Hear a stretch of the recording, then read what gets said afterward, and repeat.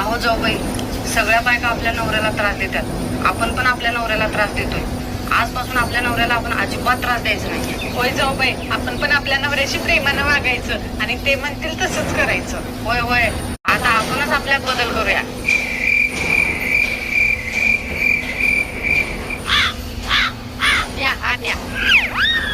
दादा, रोज मोकळा तांब्या तोंडावर येत होता, आज भरलेला तांब्या हातात आलाय. माझ्याकडे विष तर नाही ना. पाणी मारण झालं. मला तर भ्याच वाटायली दादा. नाही हातपाय तोंडतो कुंतलमध्ये वैद्या, दोन पुसायला रुमाल तर देखील.